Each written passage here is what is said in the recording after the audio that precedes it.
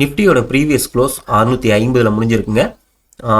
நம்மளோட ஃபியூச்சர்ஸ் இப்போ வரைக்கும் வந்து பார்த்திங்கன்னா ஒரு 40 to 50 பாயிண்ட் மாதிரி கேப் டவுன் மாதிரி காமிக்குது. நம்ம மார்க்கெட் முடிகிறப்பங்க நம்மளோட ஃபியூச்சர்ஸ் 740 முடிஞ்சிருக்குங்க.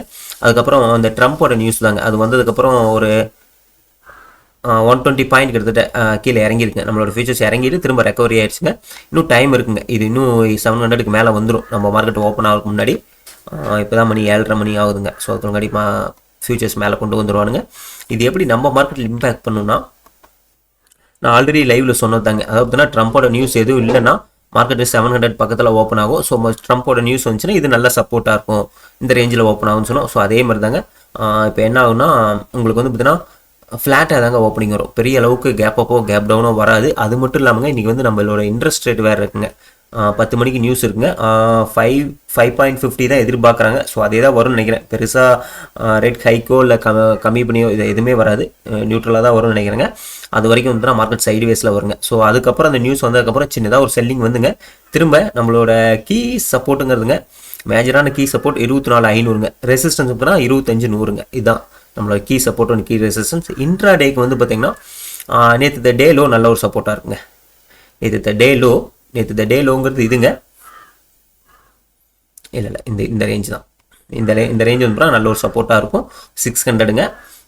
அப்சைடில் வந்து பார்த்தீங்கன்னா உங்களுக்கு இதே தாங்க. ஸோ இந்த ஒரு 740ங்க இந்த ரேஞ்ச் வந்து ரெசிஸ்டன்ஸாக இருக்குங்க. ஸோ இந்த நியூஸ் வந்ததுக்கப்புறங்க சின்னதாக ஒரு ஃபால் வந்துங்க, திரும்ப இங்கேருந்து பையிங் வர வாய்ப்புகள் இருக்குங்க. ஸோ இந்த இடத்துல கன்ஃபர்மேஷன் கிடச்சோடனே ஆப்ஷன் பையிங் கூட ஃபோக்கஸ் பண்ணலாங்க. நான் நியூவாக என்ட்ரி எடுக்கணும்னு நினைக்கிற நம்பர் இருக்குது.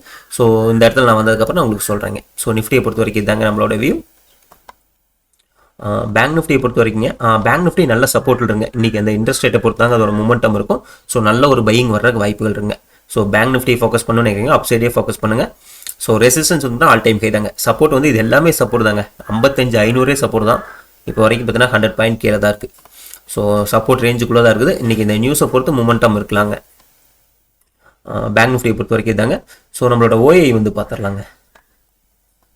நிஃப்டியில் நம்மளோட ஓஐ வந்து பார்த்தீங்கன்னா ஸோ 500 நல்லா பில்ட் ஆகிட்டானுங்க. இப்போ 500 வாங்க 600 பாருங்கள் நல்ல ஒரு சப்போர்ட் பில்ட் ஆகிருக்குங்க.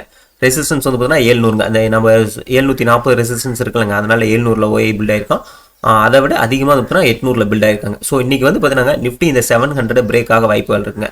அந்த 740 இருக்குல்லங்க, அந்த ரெசிஸ்டன்ஸ் இன்ட்ராடே ரெசிஸ்டன்ஸ் பிரேக் ஆக சான்சஸ் இருக்குங்க. ஸோ பார்க்கலாங்க நம்ம லைவில் எப்படி மார்க்கெட் ஓப்பனிங் வைக்கலான்னு பார்த்துட்டுங்க. ஆனால் நியூவாக என்ட்ரி இருக்குன்னு நம்பர்கள் ஸோ காலையில் ஓப்பனிங்லேயே வந்துருங்க, ஓப்பனிங்லேயே எடுத்துக்கலாங்க. சரிங்க, நான் லைவ் வரேன், லைவில் என்னன்னு பார்க்கலாங்க. தேங்க்யூ.